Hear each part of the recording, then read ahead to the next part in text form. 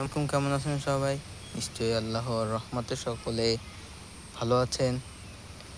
আজকে আপনাদের সাথে একটি ব্যাপারে কথা বলতে যাচ্ছি, তা হলো কুমড়ো গাছ।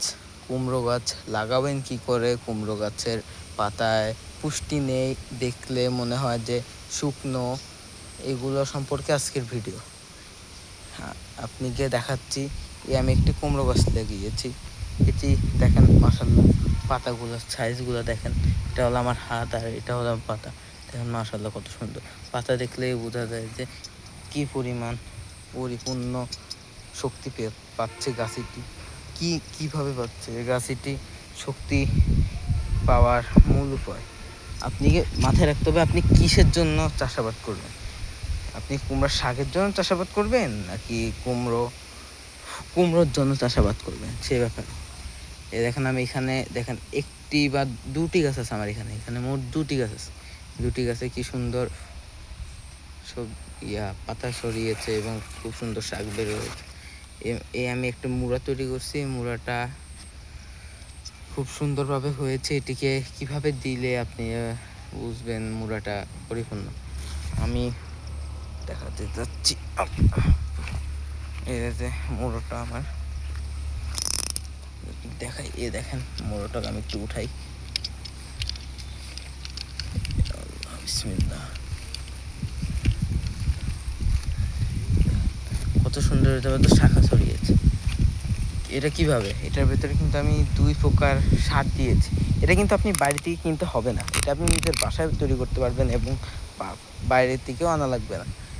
সর্বপ্রথম লাগবে হলো গোবর সার। অনেককে গোবর ধরতে ভাল লাগে না। ভাই, আপনি চাষাবাদ করবেন, গোবর না ধরলে কি হয়? আপনি এসব খুদ খামানি দিলে তো আপনি হবে না।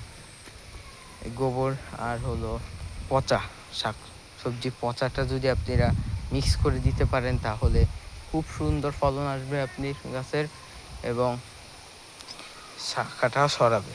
আর আপনাদের গাছে সরাচ্ছে কিন্তু ফলন আসছে না, এটির কারণ কি? এটির জন্য আমরা যা ব্যবহার করি উপায় আছে, তা হলো, আসেন আপনাদের দেখাচ্ছি। আসি তো আমার দেখা যাক। এটা কিন্তু গাছ, এই যে ওইখানে কিন্তু মুড়াটা, মেন মুড়া ওইখানে, এখান থেকে এখান পর্যন্ত চলে এসেছে। এখানে এখন আমাদের করণীয় মেন ডগা যেটা, সেটাকে আমরা কেটে দিলাম। এই মেন ডগাটা আমরা কেটে দিলাম। কেটে দেওয়ার ফলে কি হবে?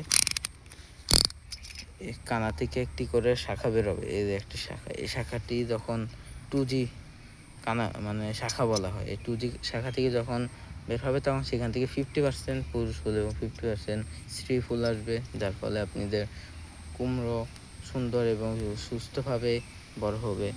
আর পোকামাকড়ের জন্য আপনারা একটি ওষুধ আছে, আপনারা সেটি ওষুধ দোকানে গেলেই বুঝতে পারবেন। এবং আমার তো বেশি খেয়াল নাই, আমি তাহলে আপনাদের জানা দিতাম। আপনারা সেই ওষুধটি এনে দিবেন, না থাকলেও আপনারা পলিথিন পেঁচিয়ে দিলেও হবে।